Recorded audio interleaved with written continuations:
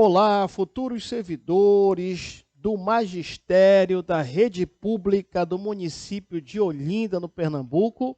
Aqui, Valnei Oliveira, advogado e professor, instrumento de aprovação e classificação na sua vida. Nunca esqueça que 1000 cairão ao teu lado, 10.000 cairão à tua direita, mas a tua aprovação e classificação, estas não serão atingidas. Quem crê, diga amém ao final. Creia que você vai ser aprovado, será nomeado, tomará posse, entrará em exercício, passará pelo estágio probatório e alcançará a sua tão sonhada estabilidade. Quem crê, diga amém. Vamos aqui trabalhar bem tranquilamente com vocês o estatuto de vocês, futuros servidores do magistério da rede pública municipal de Olinda. Sem mais delongas, vamos logo para o artigo 1º. Eu quero me apresentar mais uma vez. Eu sou Valnei Oliveira, advogado e professor, e eu quero dizer para você que, desde logo, quero lhe convidar para fazer parte de uma lista de transmissão gratuita de dicas do WhatsApp. Você me chama aqui no WhatsApp, estarei lhe incluindo. E por aqui estarei dando as dicas, logicamente, pertinentes à lei orgânica, no caso do município de Olinda, e também sobre o estatuto e as demais legislações que estiverem disponíveis aí para o seu concurso, tá? Vamos lá, então, para o artigo 1º. Basta você me chamar no meu WhatsApp, e se você quiser também, você pode me seguir no Instagram. Por lá também dou dicas, _Valnei Oliveira, tá? E também corra no meu site. Lá no meu site tem uma lista de questões. Meus alunos me conhecem, as questões sonhadas, Ctrl+C e Ctrl+V mental, do estilo da banca do seu concurso, em que eu elaborei as questões em PDF e terá a videoaula com correção. Corra lá no site e adquira esse material, que será um instrumento aí para a sua aprovação e classificação, certo? Logo mais, aqui mesmo no meu canal do YouTube, estarei também dando dicas sobre a lei orgânica do município aí de Olinda. Não perca a oportunidade de anotar os tópicos mais importantes. Sem mais delongas, vamos aqui para o artigo 1º, diz assim: a presente lei. O que ela faz, essa lei? Ela vai estrutura, tá? Essa lei ela vai fazer o que mais, professor? Ela vai organizar, ela vai estruturar, ela vai organizar. Um detalhe importante: qual é essa lei? Qual é o número da lei? É muito importante você saber o número da lei, que o examinador ele pode colocar o número da lei. Já pensou? Você já pensou se o examinador pede aí o número da lei em relação aqui ao Estatuto do Magistério dos Servidores Públicos do município de Olinda, e você erra o número da lei e canta "Vou nadar e morrer na beira da praia"? Você não vai cantar essa música.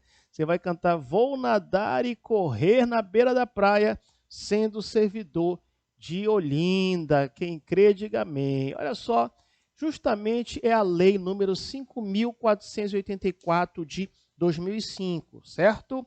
Então, voltando para o artigo 1º, diz assim, dentro desse contexto, ela fala assim: a presente lei, a lei número 5.484 de 2005, ela vai estruturar, marque aí estrutura, organiza e disciplina relações de trabalho e a situação jurídica do pessoal do magistério vinculada à administração municipal, certo?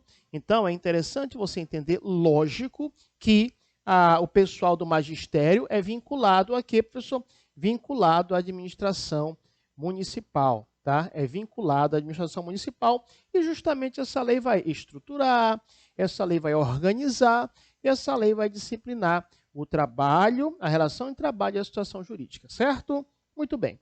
O artigo 2º diz que o exercício das funções e a gestão do magistério público tem no setor educacional um espaço de intervenção, marque a palavra intervenção, na perspectiva da construção de uma escola pública democrática, marque a palavra democrática, e de boa qualidade, consolidando educação como um direito social básico. Nós sabemos que a educação, desde a Constituição Federal de 88, desde que eu digo é porque lá mandamos a ordem constitucional de que, professor? De que a educação é um direito de segunda geração ou segunda dimensão. Em outras palavras, a educação é um dever do Estado. Então, o Estado ele deve prestar educação, tá? E esse artigo 2º ele fala justamente que o exercício das funções, tá? As funções e a gestão do magistério público tem no setor educacional um espaço de intervenção. Para quê, professor? Justamente na perspectiva da construção de uma escola pública, o quê? Democrática e de boa qualidade, tá? Então, para que nós tenhamos uma escola pública democrática e de boa qualidade, existe um espaço de intervenção, justamente do magistério, no setor da educação, consolidando a educação como direito básico social, tá? O artigo 3º diz: o quadro de pessoal do magistério público municipal compreende, marque a carreira do magistério da educação básica, tá? Então, quando se fala em carreira, entenda, só vai seguir carreira aquele servidor efetivo, aquele servidor aprovado no concurso público de provas ou de provas de títulos. Essa é a ideia da carreira, tá? Aquele que é um cargo em comissão, ou aquele que é contratado, não se fala em seguir carreira. Por isso que os senhores e as senhoras estão estudando esta lei para saber que vocês serão servidores efetivos. Efetivos é aprovado no concurso público de provas ou de provas e títulos, e que os senhores e as senhoras seguirão carreira. Então, o quadro de pessoal do Magistério Público Municipal compreende a carreira do Magistério da Educação Básica, tá? O artigo 4º diz: a carreira única, marque a palavra única, do Magistério Público da Educação Básica é o quê? Aqui é importante, coloque aí questão sonhada nesse artigo 4º, que ele pode cair na sua prova. Por quê? Porque ele vem trazer aqui o conceito de carreira. Na verdade, ele fala que a carreira é o agrupamento de classes do cargo público de professor, distribuído por níveis de ensino, tá? Então, carreira única do Magistério Público da Educação Básica, é o agrupamento das classes do cargo público de professor, distribuídas por níveis de ensino, tá? O parágrafo único do artigo 4º diz que a distribuição das classes do cargo de professor, que nós falamos agora na cabeça do artigo, ela vai se dar de que forma? Considerando o exercício do magistério, marque aí exercício do magistério, num primeiro grupo que contempla a educação infantil e o ensino fundamental de 1ª a 4ª séries, e num segundo grupo que contemple o ensino fundamental de 5ª a 8ª séries. Coloque questão sonhada que o examinador pode querer trocar nessa questão. Ele vai falar assim: a distribuição das classes do cargo de professor que trata a lei da CA, considerando o exercício do magistério no primeiro grupo, que contempla educação infantil, educação fundamental. Aí coloca aí, de 1ª a 3ª série, um exemplo. E no segundo grupo, de 3ª a 8ª. Não, na verdade, tá? Quando se trata aí da educação infantil, o ensino fundamental é de 1ª a 4ª série, e no segundo grupo, que contempla o ensino fundamental de 5ª a 8ª série. Fechou? Muito bem. Olha só. O artigo 5º diz que na carreira única do magistério, as funções do cargo de professor, marca a palavra professor, compreende o exercício da regência de classe e de atividades técnico-pedagógicas que dão diretamente suporte às atividades de ensino. Então, olha só, é interessante isso, tá? É interessante isso, vamos pontuar aqui.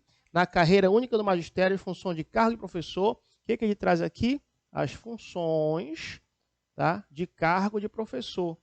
As funções de cargo de professor, de acordo aí com o artigo peculiar que nós estamos lendo, que é o artigo 5º, certo? Essas funções vai ser compreender o quê? Compreender o quê, professor? Basicamente, compreender duas situações. Qual? O exercício da regência de classe, tá?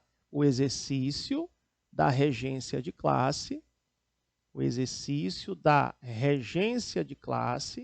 é importante você tomar nota dessas informações aí, e também de classe, tá? E nós temos o que, professor? Nós temos aí, dentro desse contexto também, as atividades técnico-pedagógicas, certo? As atividades técnico-pedagógicas. Professor, como pode cair na prova? Tá? Atividades técnico-pedagógicas. Professor, como pode cair na prova? O examinador pode colocar assim na sua prova, olha só, a maldade do examinador. De acordo com o artigo 5º da lei número 5.484/2005, tá? É correto afirmar que a função de cargo professor é somente o exercício da regência? Ou a função de cargo professor é somente atividade técnico-pedagógicas? Vou logo te dar um recado aqui na hora da sua prova. Palavras que restringem demais ou palavras que ampliam demais na hora da sua prova, uma alternativa, 99% de chance de estar errado.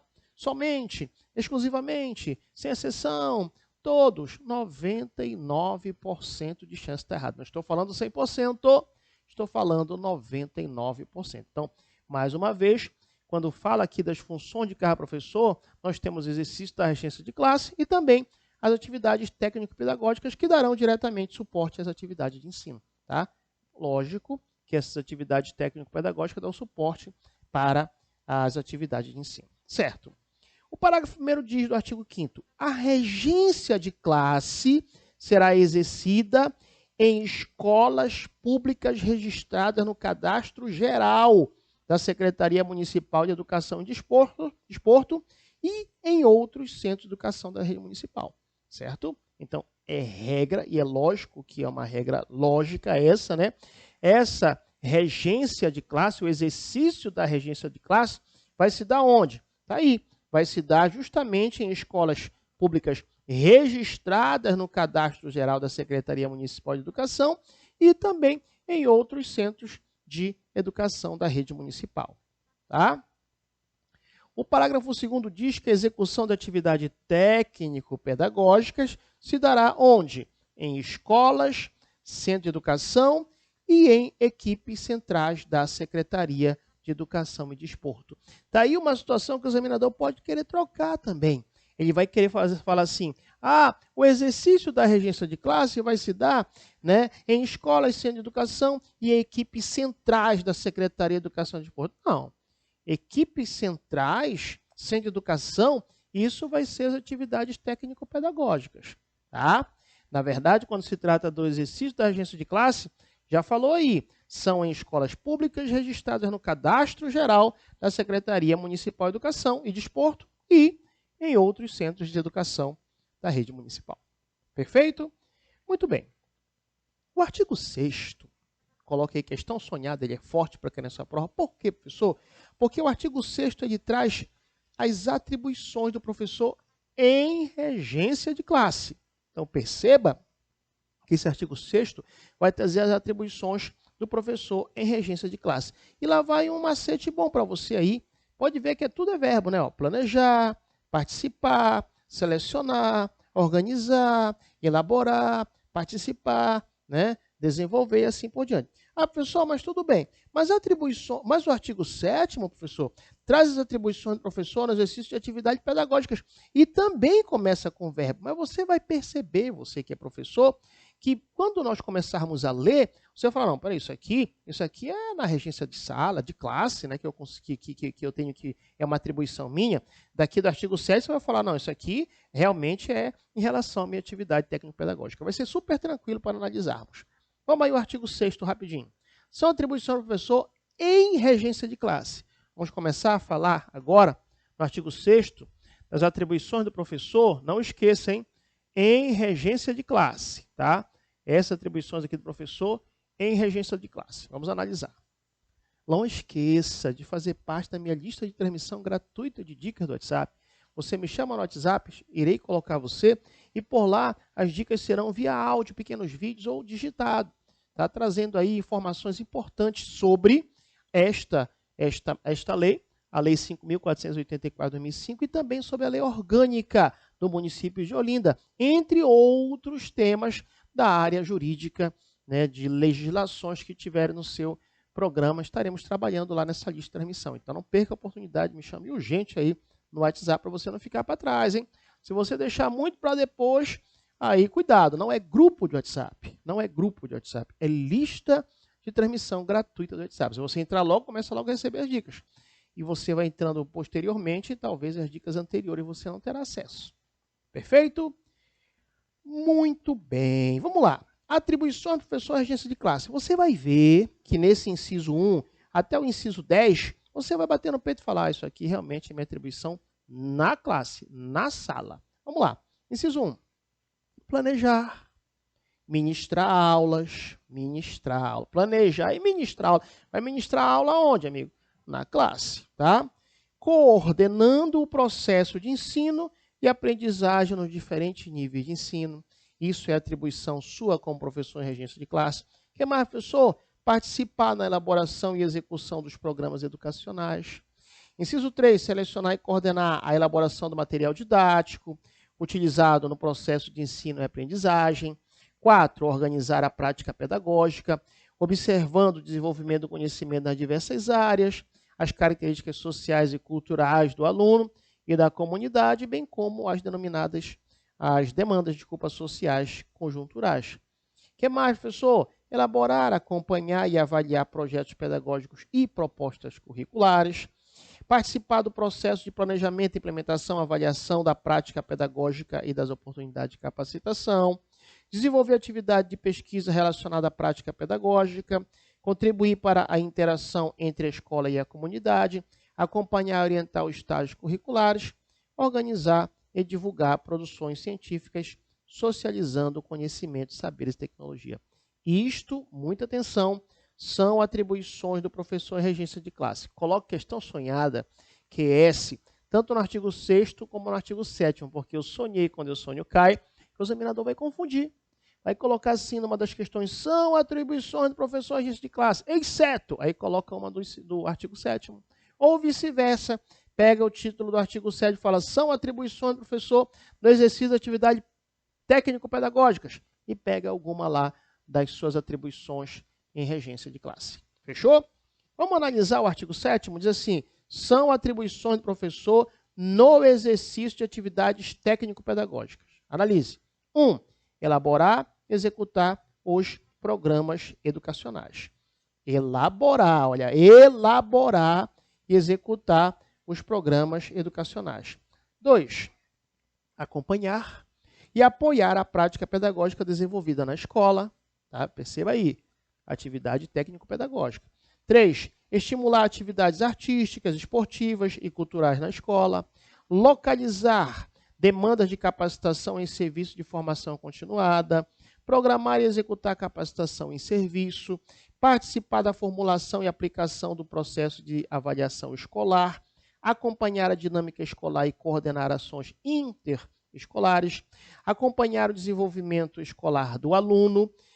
Zelar pelo funcionamento regular da escola, assessorar o processo de definição do planejamento de políticas educacionais, realizando diagnósticos, produzindo, organizando e analisando informações, promover a divulgação, monitorar e avaliar a implementação das políticas educacionais, propor, quando necessário, a avaliação psicopedagógica dos alunos e encaminhar e acompanhar o atendimento dos alunos portadores de deficiência. Hoje nós sabemos que o termo não é portador de deficiência, hoje sabemos que tem até um estatuto, que é o estatuto da pessoa com deficiência, mas isso, para a nossa prova, para a prova dos senhores e das senhoras, não vai importar, porque está na lei aí, pessoas portadoras de deficiência, não há problema, tá?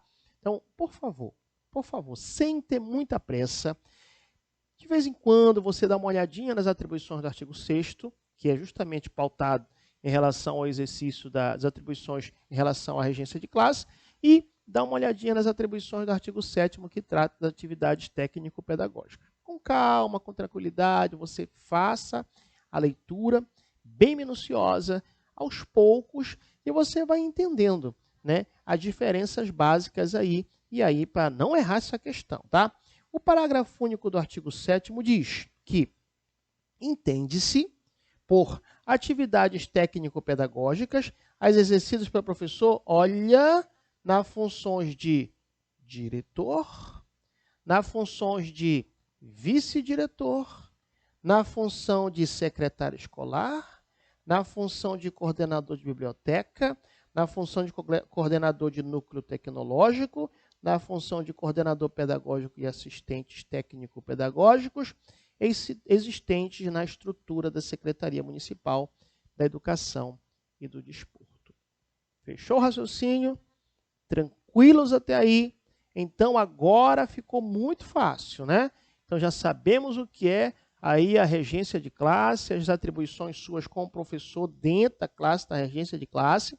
E aqui, as atividades técnico-pedagógicas, como falamos, é justamente aquelas em que é aplicadas, né, pelo professor nas funções de diretor, vice-diretor, secretário escolar, coordenador de biblioteca, coordenador de núcleo pedagógico, coordenador de pedagógico e assistente técnico-pedagógico. Certo?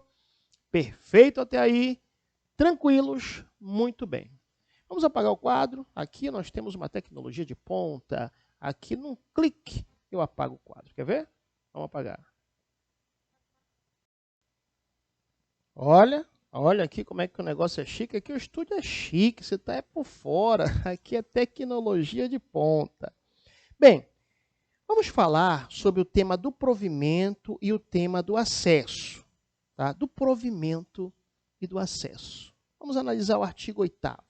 O artigo 8º diz: o acesso ao cargo da carreira do Magistério Público Municipal, de acordo com a habilitação, se fará sempre, marque a palavra se fará sempre, através das respectivas classes iniciais, tá?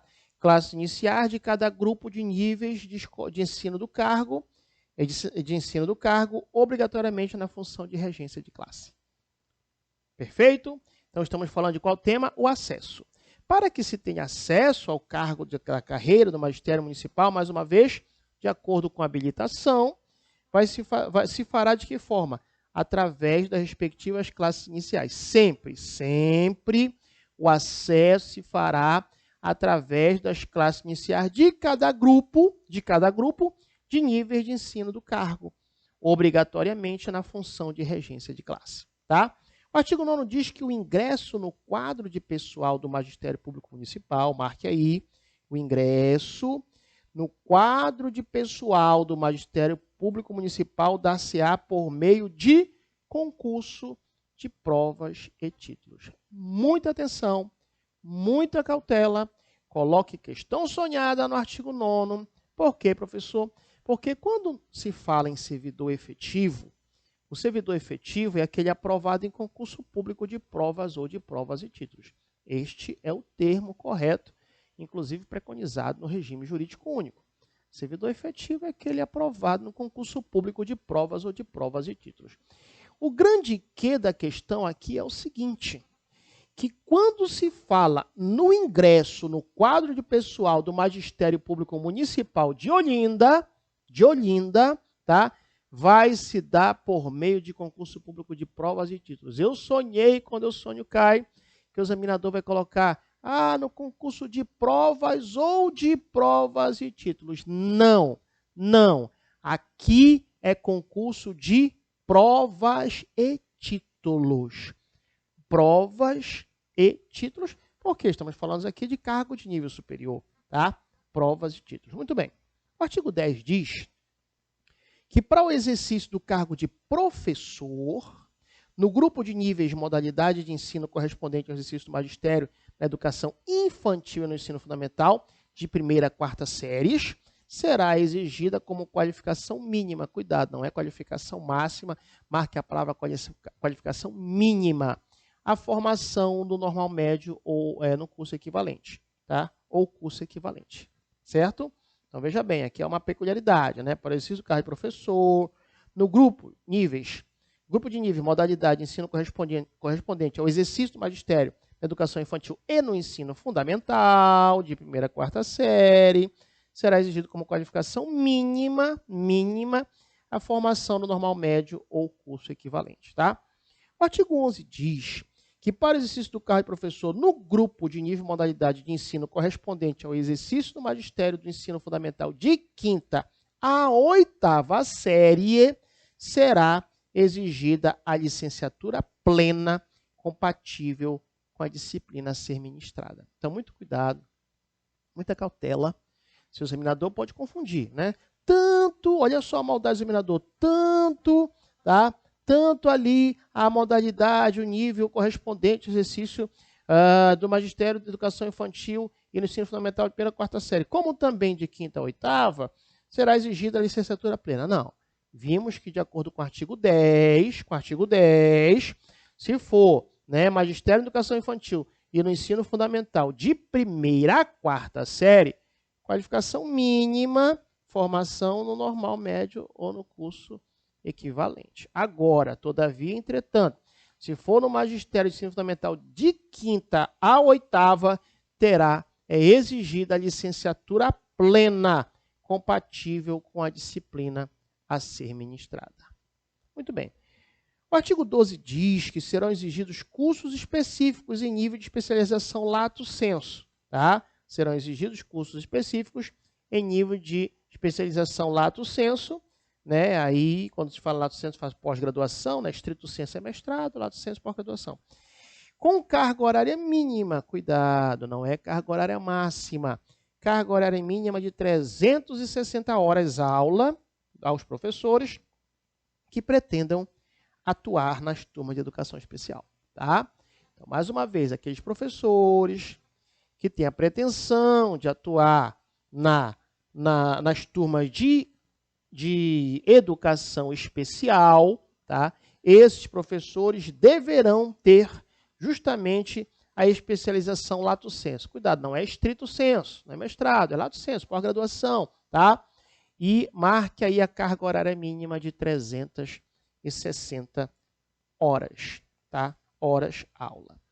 O artigo 13 diz que as funções técnico-pedagógicas que nós falamos anteriormente serão exercidas por professor que já tenha questão sonhada. Marque, QS, questão sonhada, que as bancas adoram prazos, adoram números. É incrível a paixão que as bancas têm por números.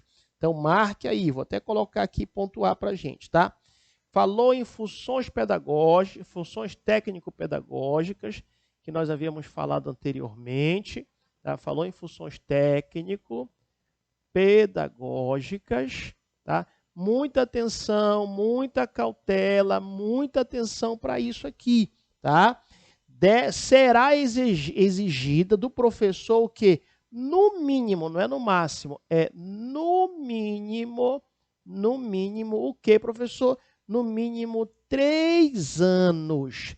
No mínimo 3 anos na regência de classe. Tá? No mínimo 3 anos na regência de classe. Para quê, professor? Para que o professor, né, possa ter aí as funções técnico-pedagógicas que nós falamos anteriormente. Quais são suas funções técnico-pedagógicas? Diretor, né, coordenador e assim por diante. No mínimo 3 anos. No mínimo 3 anos de quê, professor? No mínimo 3 anos de regência de classe. Tá? No mínimo 3 anos de quê, professor? De regência de classe. Como é que cai na prova? O examinador vai colocar, né, para ocupar, o professor ocupar funções técnico-pedagógicas, precisa no mínimo 2 anos, no máximo 3 anos, no mínimo 1 ano. Não, no mínimo 3 anos de regência de classe, e ainda tem mais. Ainda tem mais. O que, professor? Além disso, vai ter portador de licenciatura plena em qualquer área de educação. Tá? Então, tem que ter licenciatura plena em qualquer área. Licenciatura plena em qualquer área da educação. Em qualquer área da educação. Fechou o raciocínio? Tranquilo? Em qualquer área da educação. Perfeito, professor. Agora sim, fiquei conhecedor, né, da possibilidade aí do professor ocupar as funções técnico-pedagógicas. No mínimo 3 anos, não é no máximo, hein? É no mínimo 3 anos de regência de classe, tá? Além disso, licenciatura plena em qualquer área de educação. O examinador vai querer inventar licenciatura plena na área específica tal, X, Y, Z. Não, em qualquer área da educação. Perfeito até aí? Muito bem. O parágrafo 1º diz que a designação para o exercício de atividade técnico-pedagógica excetuando, marque aí, também uma coisa que banca ama é exceção. Regra todo mundo sabe. A questão é você saber a exceção para fazer a diferença. Então, marque a designação para o exercício de atividade técnico-pedagógica, excetuando quais? As funções de diretor e vice-diretor escolar se fará mediante processo de seleção interna de provas e títulos. Opa, opa, opa, opa, opa. Coloque aí questão sonhada, que essa questão é forte para cair, fortíssima para cair. Por quê, professor? Porque traz aí uma exceção, traz uma peculiaridade. E banca ama o tema peculiaridade, tá? Então, mais uma vez, já sabemos, né, que para o professor ocupar as funções técnico-pedagógicas tem que ter no mínimo 3 anos de registro de classe e licenciatura plena em qualquer área da educação. Até aí, tudo perfeito. Só que a designação para o exercício de atividade técnico-pedagógica, excetuando as funções de diretor e vice-diretor escolar, se fará mediante processo de seleção interna de provas e títulos. Cuidado, não é de provas, é de provas e títulos, cujos critérios e normas serão estabelecidas pelo Poder Executivo Municipal mediante regulamento. Coloque questão sonhada no final. O examinador pode colocar mediante, pelo Poder Executivo, pelo Poder Legislativo Municipal. Não, pelo Poder Executivo Municipal. Ou mediante lei. Não é mediante lei, mediante regulamento. Fechou? Ou então, olha só, maldade examinador, a designação de qualquer função, de qualquer cargo, né, relacionado às funções técnico-pedagógicas, será por seleção interna de prova de títulos. Não. Excetuando a designação para exercício de atividade pedagógica, excetuando o cargo de diretor e vice-diretor escolar. Perfeito? Muito bem. A direção está falando para acabar o vídeo que está muito extenso. Ah, está muito extenso, ninguém vai assistir até o final. Será que você não assistiu até o final? Só para provar o contrário da direção, dê um like nesse vídeo, por favor, só para a gente derrubar a teoria da direção. Eles querem que eu pare porque diz que está muito longo, não vai. Eu tenho certeza que você ficou até o final. Dê um like aí, faça um bom comentário para a gente mostrar para essa direção aqui que a aula realmente foi potente e que você já sabe muitas coisas e vamos continuar. Tá? Diz um ditado que manda quem pode, obedece quem tem juízo. Eu vou obedecer, mandou eu parar, vou parar aqui no parágrafo 2º já já.